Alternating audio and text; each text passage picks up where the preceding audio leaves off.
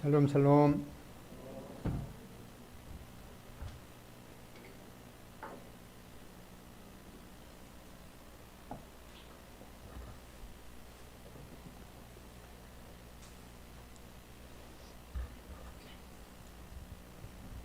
예, 교회 나오신 지 좀 얼마 안 되시는 분은 구원, 칭의, 속량 이러한 단어가 무슨 뜻인지 좀 생소할 수도 있을 것입니다. 우리가 로마서 앞부분을 통해서 이 하나님께 받아들여지는 것은 오직 예수 그리스도를 믿는 그 믿음을 통해서 가능함을 말씀했습니다. 또 하나님께 의롭다고 받아지는 그 단어를 이제 한 단어로 칭의라고 일컫죠. 한자로 일컬을 칭, 의로울 의입니다. 이 하나님께 우리가 의롭다 하는 것을 받아들이지는 그런 하나님의 도덕적인 기준에 만족시켰다라는 그런 뜻일 것입니다. 즉 거룩하신 하나님께 우리가 받아들여졌다라는 그런 의미일 것입니다. 앞에 로마서 4장 그 마지막 절을 통해서 보면은 예수는 우리가 범죄한 것 때문에 내줌이 되고 또한 우리를 의롭다 하시기 위해서 살아나셨느니라 라는 구절을 보게 됩니다. 로마서 4장 25절을 펴보겠습니다. 로마서 4장 25절 방금 읽은 우리 이 구절이 무슨 뜻인지 잘 이해가 안 되시는 분도 있을 수 있을 것입니다. 그래서 쉬운 새 번역은 이렇게 되어 있습니다. 로마서 4장 25절 예수는 우리의 범죄 때문에 죽임을 당하시고 또한 우리를 의롭다 하시려고 살아나셨습니다. 라는 그런 쉬운 말로 되어 있습니다. 그래도 잘 이해가 안 되시면은 여기 우리 대신에 자기 자신의 이름을 넣어서 또는 자기 자신을 넣어서 다시 한번 읽어보겠습니다. 우리 대신에 나의 이렇게 넣으면 되겠죠. 로마서 4장 25절 시작. 예수는 나의 범죄한 것 때문에 내줌이 되고 또한 나를 의롭다 하시기 위해서 살아나셨습니다. 살아나셨느니라. 또 이 말씀을 자기 자신의 것으로 받아들이는 자는 누구든지 하나님께 의롭다고 칭함을 받는 그 칭의를 받게 됩니다. 그리고 죄사함과 영원한 생명이 선물로 주어집니다. 뿐만 아니라 우리가 이렇게 하나님께 의롭다 하심을 받으면은 그러면 이 나중에 그 영원한 생명이 지금 그 영원한 생명이 확실하게 약속이 되어 있지만은 실제로 누리는 것은 그 미래의 그 영원한 생명을 누리게 되는 것인데 그러면 현재의 삶에서 이런 그 의롭다함을 받는 것이 어떤 유익을 받게 되는지, 즉 이 칭의가 주는 현재적인 축복이 어떠한 것인지 이제 로마서 5장 1절로 11절까지 한번 읽어 보겠습니다. 로마서 1장 5장 1절로 11절입니다. 두 절씩 전처럼 나누어서 읽겠습니다. 시작.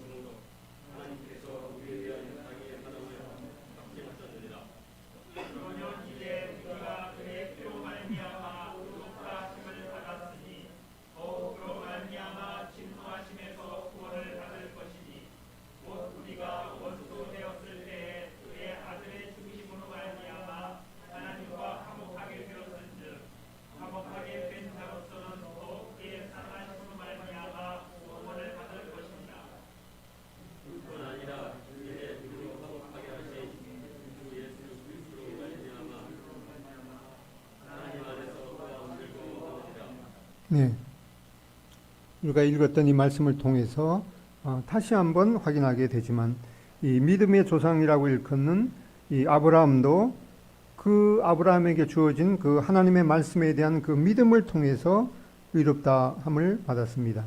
우리도 예수님께서 나를 대속하신 그 속죄의 죽으심과 그 예수님의 부활을 믿으면 하나님께 의롭다함을 받게 된다라고 말씀하고 있습니다. 우리가 읽은 그 본문을 통해서 이렇게 의롭다함을 받은 우리가 현재 어떤 유익을 받게 되는가? 그 첫 번째는 현재 우리가 하나님과 평화를 누릴 수 있다라고 하는 그런 약속이 주어졌습니다.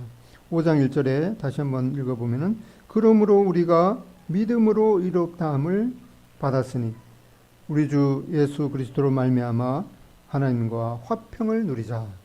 여기 이 하나님께 의롭다고 일컬음을 받게 되는 이 칭의는 오직 믿음으로 말미암는다고 강조하고 있습니다.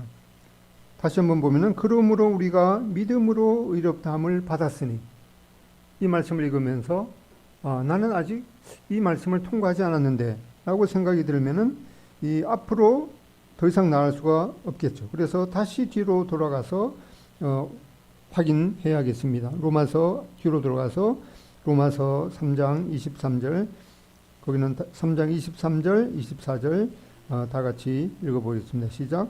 모든 사람이 죄를 범하였음에 하나님의 영광에 이르지 못하더니 그리스도 예수 안에 있는 속량으로 말미암아 하나님의 은혜로 값없이 의롭다 하심을 얻은 자 되었느니라.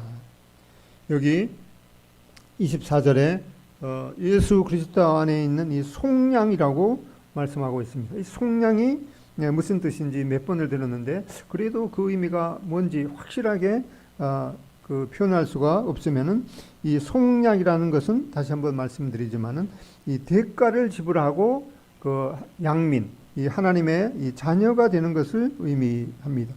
즉 우리 죄를 대신해서 흘리신 그 예수 그리스도의 피값을 치르시고 대가를 지불하고 우리가 즉 그리스도의 그 피값을 치르시고 우리가 받은 그 속량으로 말미암아 하나님의 자녀로 받아들여졌다는 그런 의미입니다.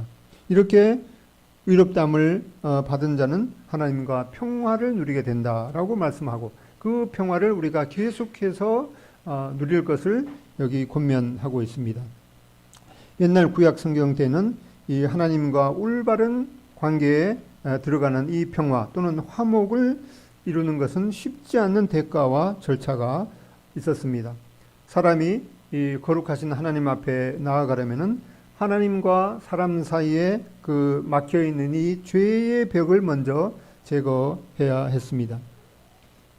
그 본문을 읽지는 않겠습니다만은 레위기 구약 성경 레위기 3장에 보면은 하나님과 사람 사이에 이 죄를 제거해서 이 화목 하나님과 사람이 화목을 이루려면은 그 집에 기르고 있는 소나 양이나 또 이런 것 가축을 하나님께서 지정하신 그 거룩한 장소인 이 성막에 데려와서 그 짐승의 뿔을 잡고 이 자신의 모든 죄를 그 짐승에게 옮겨지게 하는 이 안수 의식을 통한 후에 그 짐승을 이제 불에 태워서 하나님 앞에 이 향기로운 그 연기로 올려지면은 하나님의 진노가 누그러져서 비로소 이제 하나님과 사람이 이 평화로운 올바른 관계에 들어갈 수가 있었습니다.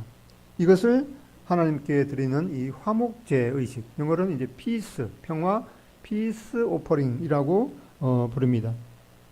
이렇게 성경을 통해서 지시하신 이런 화목제 의식을 통해서 사람들은 자신의 죄를 하나님 앞에 용서받고 하나님과 올바른 관계에 들어갔다는 그런 믿음과 기쁨을 누렸습니다. 이렇게 화목제 그 제사를 드리고 나서 그 남은 고기는 가족과 이웃이 나누어 먹으면서 이제 하나님과 거리낌 없는 그런 이 회복된 축제를 즐겼습니다. 바로 예수 그리스도께서 우리와 하나님 사이를 갈라놓았던 그 죄의 담을 제거하셨습니다. 이 화목제물이 하나님과 사람의 그 사이에 막힌 그 죄의 담을 제거하고 하나님의 진노를 누그렸듯이 예수님께서는 십자가의 죽으심으로 말미암아서 우리 같은 그 죄인을 향한 하나님의 진노를 누그러뜨리는 화목 제물이 되셨습니다. 우리가 매주 예배 시간을 통해서 그 떡과 잔을 통해서 예수 그리스도의 죽으심을 기념합니다. 구약 사람들이 화목제를 드리고 그 화목제 제사 음식을 나누어 먹었듯이 우리는 우리의 죄를 위해서 부서지신 주님의 몸을 기념하는 떡과 또 우리를 죄에서 깨끗하게 하신 주님의 피를 기념하는 그 잔을 마시면서 주님께서 우리에게 행하신 그 놀라운 일을 기억하고 감사를 올리게 됩니다. 지금도 보통 우리 같은 사람이 한 나라의 최고 통치자인 그 대통령을 만난다는 것은 거의 불가능에 가깝겠죠. 그런데 옛날 이 제왕적 시절에는 더 엄격해서 심지어 이 왕의 부인인 이 왕후도 하나님이 그 왕이 부르지 않는 그런 상태에서 왕에게 나아갔다가는 그 자리에서 죽을 수도 있었습니다. 그런 내용이 이제 성경 에스더서에 보면은 그런 예가 나오는데 에스더는 페르시아 왕 이 아하수에로의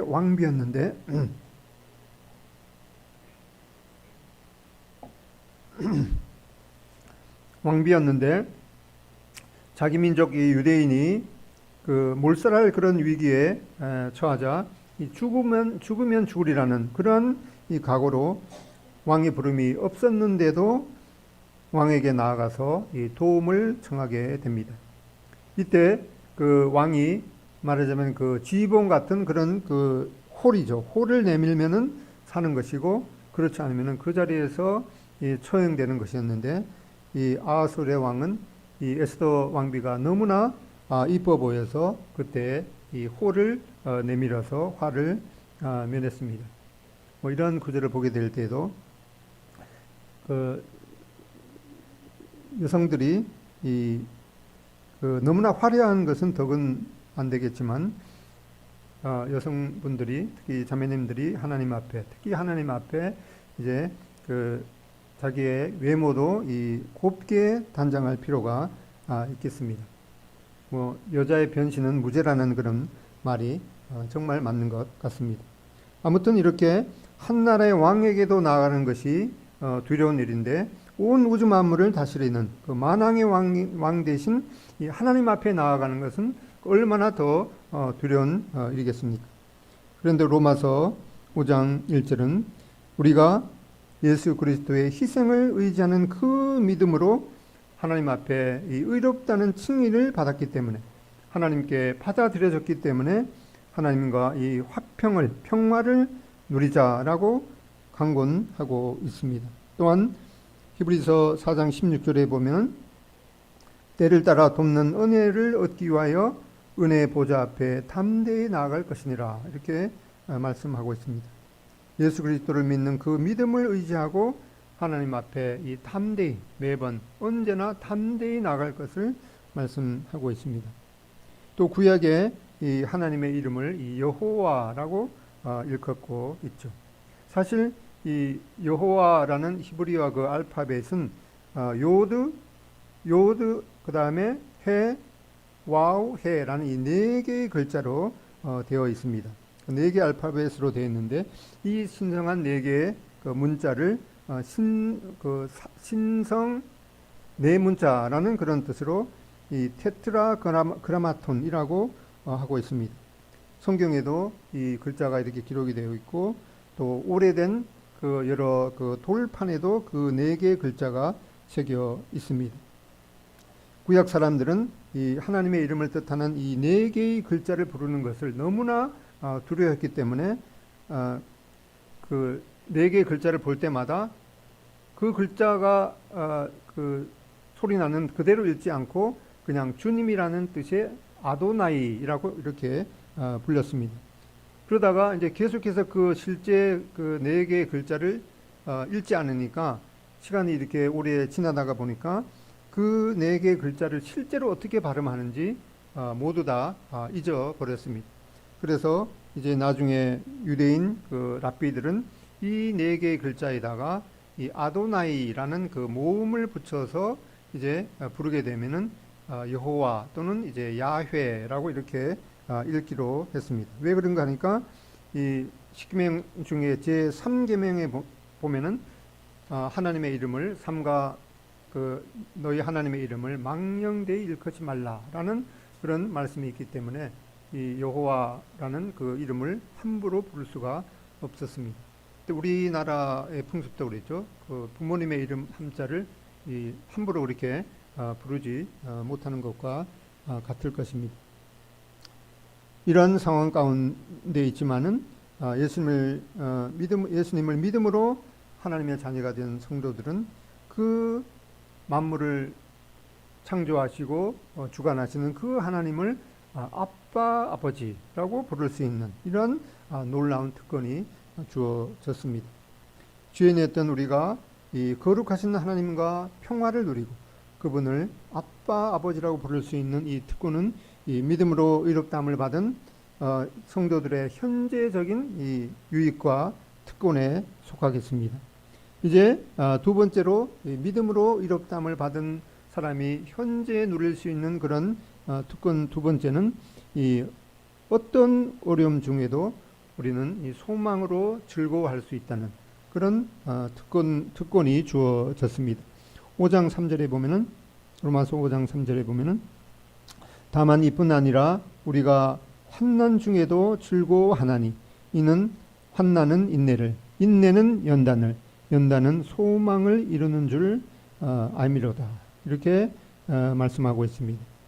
하나님의 말씀은 우리가 여기 볼 때에도 하나님의 자녀에게 이 세상의 모든 어려움을 제거하고 아주 그 평화로운 그런 삶을 약속해 주신 것이 아니죠. 이 환난이 분명히 있다고 이렇게 말씀하고 있습니다. 3절에도 보면은 우리가 환난을 당할 수도 있지만은 그 환난 가운데서도 즐거워할 수 있다라고 말씀하고 있습니다. 우리가 주변에도 보면은 이 심지어 신실하게 주님을 섬기는 분들도 뜻하지 않는 그런 그 사고를 당하거나 또는 심각한 질병에 걸리는 그런 경우도 보게 됩니다. 그것은 우리 사람의 지혜로는 다 할 수 없는 그런 하나님의 이 절대적인 주권에 속할 것입니다. 다만 하나님께서 우리에게 말씀하시기를 이 감당할 시험의 그 한계 내에서 허락하신다고 말씀하셨습니다.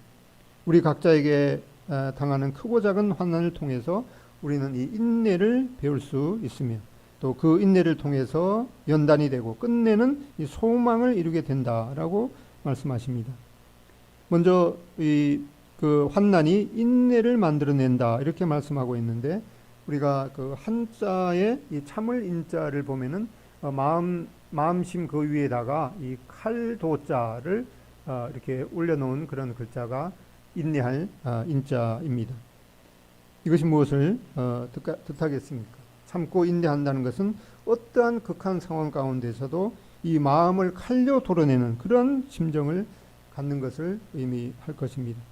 운동에 있어서도 이 지구력은 얼마나 중요합니까? 우리나라 전에 보면 우리나라 축구가 처음에는 좀 잘하다가 끝판에 가서는 버티지 못하고 무너지는 그런 경우가 많았는데 이번에는 아마 그런 결점을 극복한 것 같습니다. 이 지구력이라는 말이 영어로도 이제 endurance, 인내력 그런 말로 표현이 되는데 이 지구력이라는 것은 어떠한 일을 오랫동안 버티면서 견디는 힘을 의미합니다. 운동선수는 이 지구력을 키우기 위해서 입에 탄내가 나도록 뛰고 훈련할 것입니다. 인내는 이렇게 당장 얻어지는 것이 아니라 고된 그런 과정을 필요로 할 것입니다. 그런데 우리 성도님들에게 있어서 바로 이러한 어려운 환난이 인내를 만들어낸다라고 말씀하고 있습니다. 편안한 그 꼼수를 부리면서 머리를 굴리다가는 이 단단하지도 않은 머리가 깨지는 일밖에 일어나지 않을 것입니다. 그리고 이러한 인내가 이 연단을 이룬다라고 말씀하고 있는데 여기 특히 연단이라는 원래 단어는 이 단련된 인격을 지칭할 때 사용되는 그런 단어였습니다. 그래서 성경 세번역은 이 그 연단 또는 단련이라는 말을 이 품격이라는 말로 표현하기도 하고, 또 영어로는 이 proven character, 이 검증된 인격, 이렇게 번역되어 있습니다. 즉 어려운 환난을 통해서 인내를 잘 배운 자에게는 이 검증된 인격, 이 성숙한 품격을 갖추게 된다고 말씀하고 있습니다. 사도 바울도 이 갈라디아서 4장 19절에 보면은 나의 자녀들아 너희 속에 그리스도의 형상이 이루기까지 다시 너희를 위하여 해산하는 수고를 하노니, 이렇게 말씀하고 있습니다. 죄송합니다.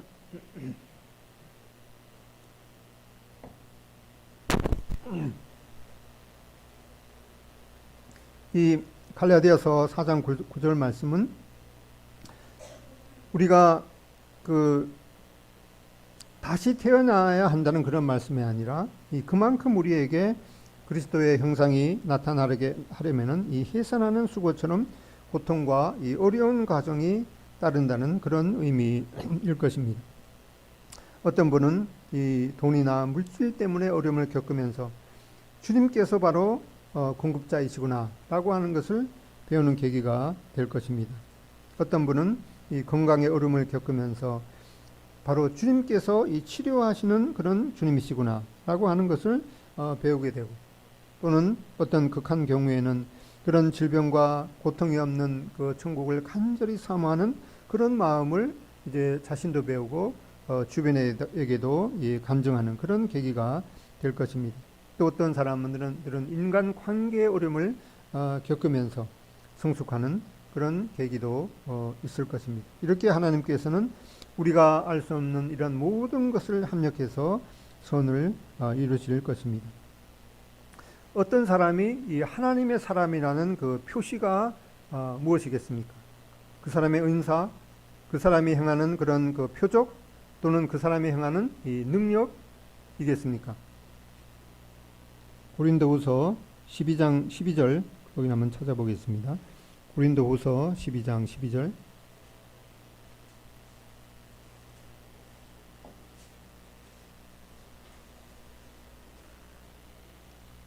다 같이 읽어보겠습니다. 시작. 사도의 표가 된 것은 내가 너희에게 가운데서 모든 참음과 표적과 기사와 능력을 행한 것이라. 여기 말씀하시는 것처럼 사도의 표는 표적과 기사와 능력 이전에 이 모든 참음이라고 말씀하고 있습니다. 이 부분에 있어서 주님께서 어떻게 참으셨는가를 생각할 수가 있을 것입니다. 다른 무엇보다도 이 나 같은 자를 오래 참으시고 하나님의 그 사랑받는 자녀로 삼으신 그 하나님의 사랑을 생각해 보는 것입니다. 우리가 바라는 소망이 여러 가지가 있겠지만은 이 본문을 통해서 특히 이 검증된 인격에서 나오는 그런 성숙한 품격의 그 소망을 바라라고 말씀하고 있습니다. 날이 갈수록 그리스도를 닮아가는 그런 인격으로 변화되는 것. 그렇게 해서 결국에는 하나님이 기뻐하시는 그런 사람으로 변화되어서 마침내 주님을 배울 때 그분과 같은 모습으로 변화되는 그 소망을 말씀하고 있습니다. 부모님들도 자기 자신을 빼닮은 자녀들이 보기에 너무 기쁠 것입니다. 주님께서도 그분을 닮은 성도들을 특히 더 기뻐하실 것입니다. 주님은 하나님의 말씀과 그분께서 주시는 그런 성령을 통해서 우리가 주님을 닮아갈 수 있도록 이 많은 자원, 이 모든 자원을 주셨습니다. 우리에게 이러한 특권과 책임이, 주님을 갈 수 있는 그런 특권과 책임이 주어진 것입니다. 어떻게 구체적으로 주님을 닮아갈 수 있겠습니까? 그 비결을 요약하면은 주님을 사랑하고 그분이 기뻐하시는 그런 삶을 추구하는 것이 좋은 방법일 것입니다. 누군가를 사랑하면은 닮는다는 그런 말이 있는데, 이 말이 진짜인지 어떤 사람이 과학적으로 증명을 시도했다고 하는데, 서로 사랑하는 여인들이 함께 있을 때 그 사람들의 호흡과 맥박수를 이렇게 측정해 봤는데, 그 서로 사랑하는 연인들이 함께 있을 때는 호흡과 그 심장 박동수가 같아졌는데, 안면이 전혀 없는 그런 사람들이, 그런 남녀가 같이 이렇게 있어봐도 그런 경향이 없었다는 그런 결과를 발표했습니다. 이외에도 이 서로 사랑하면은 많은 면들이 서로 분명 닮을 것입니다. 그런데 비해서 누군가를 미워하면은 그 사람과 똑같아진다는 그런 말도 있기 때문에, 만약 그런 마음이 있다면은 빨리 버리는 것이 상책일 것 같습니다. 저도 이렇게 말하지만은 저와 같이 사는 사람은 제가 가끔씩 항성질을 부린다는 것을 아마 잘 알고 있을 것입니다. 그렇지만 그런 실패를 경험할 때마다 주님을 바라보면서 다시 일어나서 주님을 사랑하고 그분이 기뻐하시는 그런 삶으로 또 우리 모두가 나아가기를 기도하게 됩니다. 고린도후서 4장 16절 제가 읽어드리면은, 그러므로 우리가 낙심하지 아니하노니 우리의 겉사람은 낡아지나 우리의 속사람은 날로 새로워지기를 소망하게 됩니다. 이렇게 믿음으로 의롭다 하심을 받은 자에게는 이 세상에서 주님을 닮은 그런 모습으로 성숙할 수 있는 그런 특권과 책임이 있습니다. 세 번째로, 믿음으로 의롭다함을 받은 자가 현재 우리가 누릴 수 있는 그런 유익은 하나님의 사랑이 우리 마음에 부어져서 흘러 넘치게 할 수 있습니다. 로마서 5장 5절에 보면은, 소망이 우리를 부끄럽게 하지 아니함은 우리에게 주신 성령으로 말미암아 하나님의 사랑이 우리 마음에 부은 바 됨이니, 이렇게 말씀하고 있습니다. 우리가 이렇게 이 연단된 인격으로 또 성숙한 품격을 지닐 수 있는 그런 소망이 실현될 것을 믿는 그런 이유는 주님께서 우리 안에 이 하나님의 놀라운 사랑을 부어주셨기 때문이라고 말씀하고 있습니다. 우리가 믿음으로 의롭게 된 그 구원의 경험을 하게 될 때, 바로 그때 하나님께서 하나님의 크신 사랑을 우리가 평생 동안 사용할 수 있는 그 사랑을 부어주셨습니다.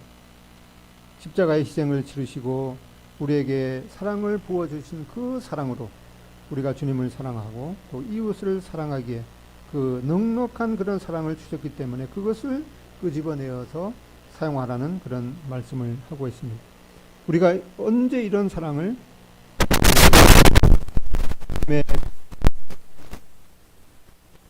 우리가 그때 어떤 인간이었는지 생각하면 분명해질 것입니다.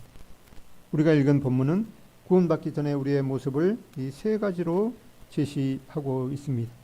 6절에 보면은 우리가 아직 연약할 때, 연약하다는 그런 말은 영어로는 이제 도움이 없는 helpless라고 되어 있죠.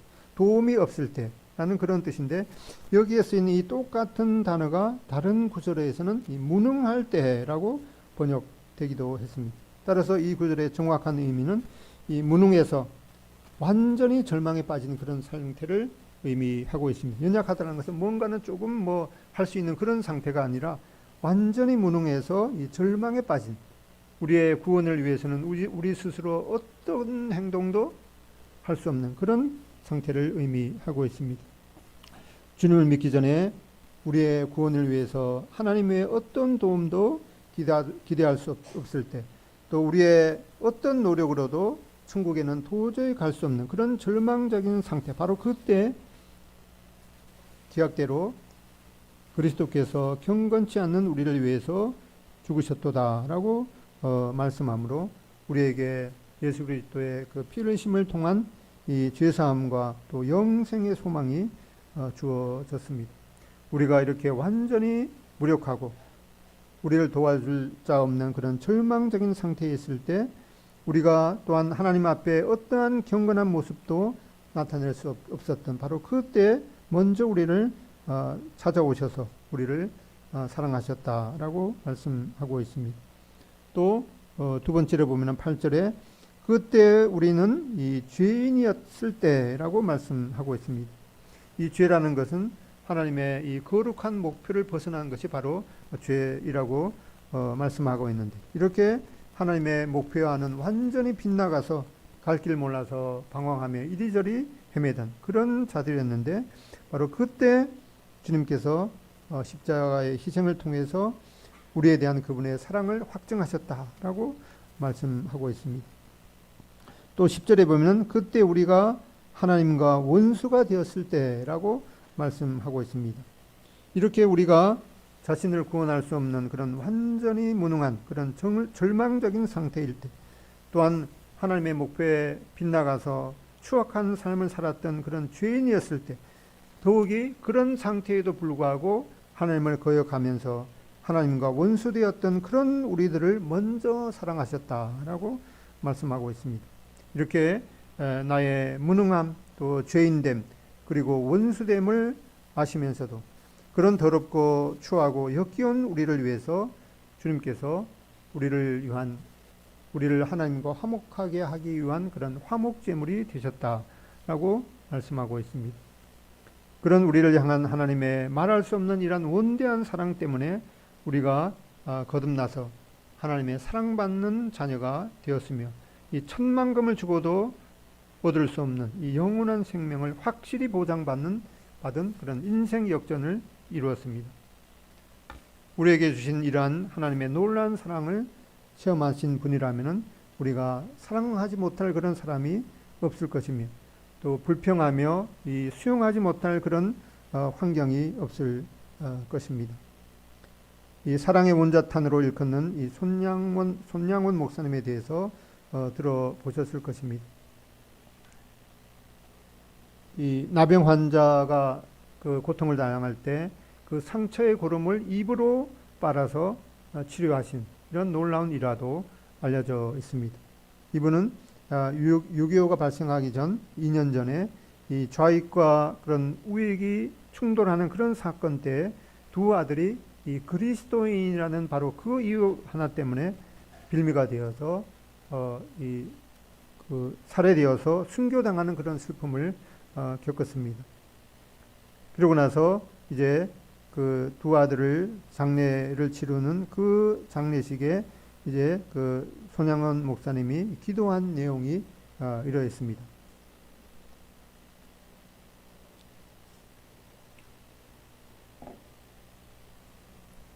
그분의 그 기도하신 내용을 보면은 제가 이 시간에 무슨 답사를 하고 무슨 인사를 하겠습니까? 많은 그래도 하나님 앞에 감사하는 마음이 있어서 몇 말씀 올립니다.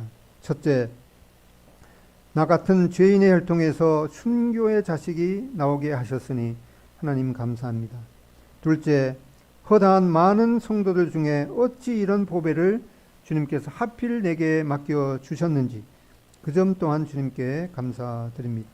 셋째, 삼남 삼녀 중에서도 가장 아름다운 두 아들 장자와 차자를 하나님께 바치게 된 나의 그 축복에 대해서 하나님께 감사합니다. 넷째, 한 아들의 순교도 귀하다 하거늘 하물며 두 아들의 순교일이요 하나님 감사합니다. 다섯째, 예수님 믿다가 누워 죽는 것도 큰 복이라 하거늘 하물며 전도하다가 총살 순교 당함이리요 하나님 감사합니다.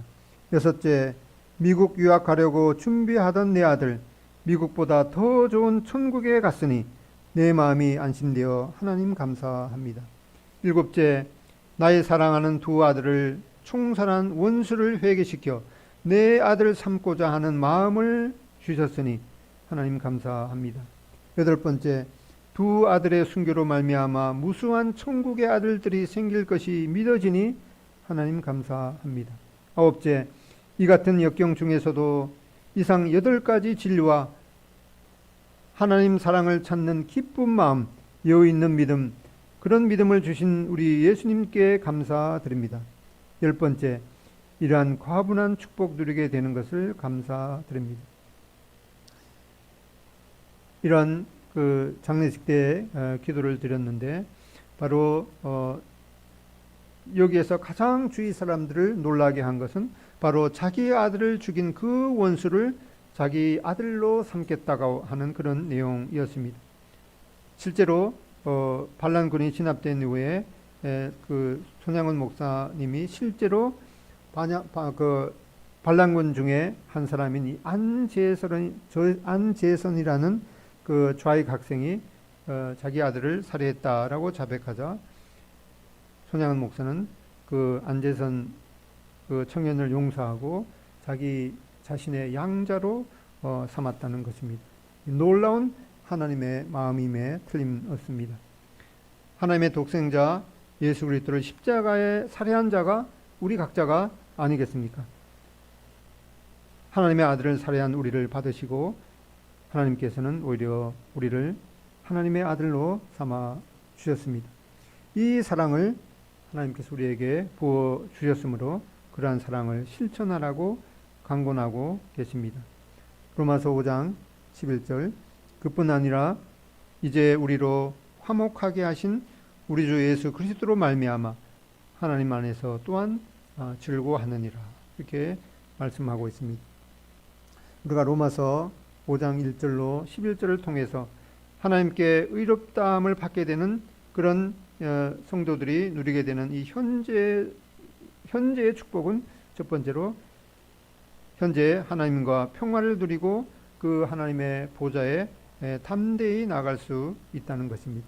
두 번째로 우리는 어떤 어려움 중에서도 이 성숙한 품격을 지니게 되는 그런 놀라운 소망이 있기 때문에 우리가 즐거워할 수 있다고 말씀하고 있습니다.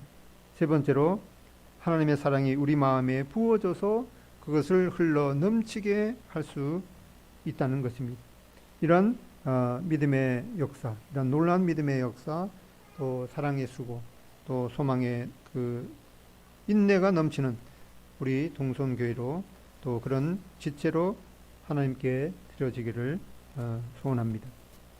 예배 찬송가 310장, 316장 드리겠습니다.